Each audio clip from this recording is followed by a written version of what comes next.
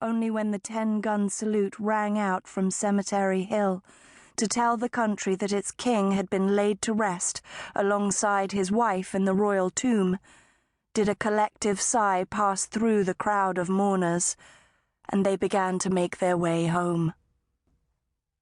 "If we hurry," said the woman as the crowd dispersed, "we can get the bus at 1:15, and I don't care what you say. With all the misery she's had to bear, it's a blessing the little one still has her uncle. But if I was superstitious, I'd say there was a curse on this family." "Never mind that now. There's our bus," cried the man. He folded the umbrella and began to run. "Come on, we can still catch it." They pushed their way through to the back of the bus with a crowd of other mourners, and eventually managed to find seats. "It's a good thing you're not superstitious," the man said, finally responding to his wife's comments. "A curse? We're not living in a fairy tale. If people encounter trouble and strife, my dear, they've generally brought it on themselves." "Milena," said Norlin.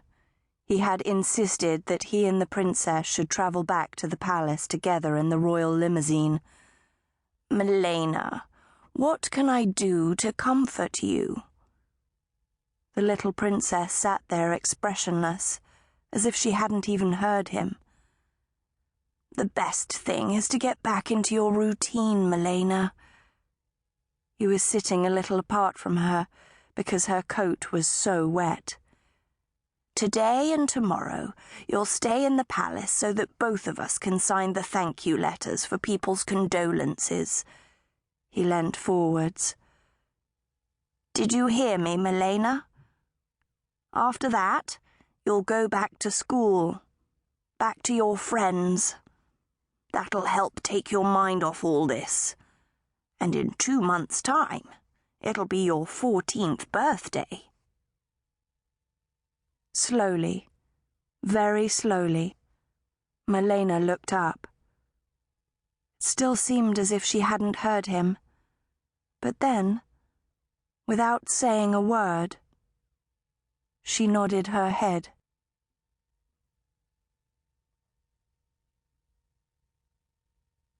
Part 1. Chapter 1.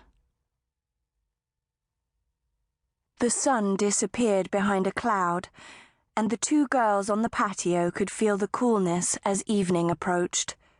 Summer had come at last, and the tender green of late spring was gradually changing into the rich colours of high summer. For the first time this year, they had done their homework in the garden, and now Bee gathered her pencils together in a single sweep. "They shouldn't be allowed to set us history homework like that," she said.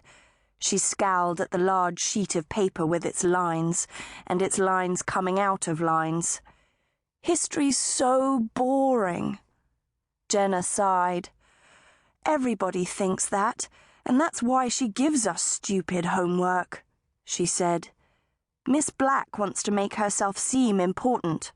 I'll bet you that's the only reason we're stuck here doing this now." "Anyway, I'm getting cold," said Bee. "And that means goodbye to the family tree, and she can moan as much as she likes tomorrow. I'm going inside, and I'm not going to do any more." Jenna looked thoughtfully at her sheet of paper. Then she rolled it up and fastened it with a rubber band.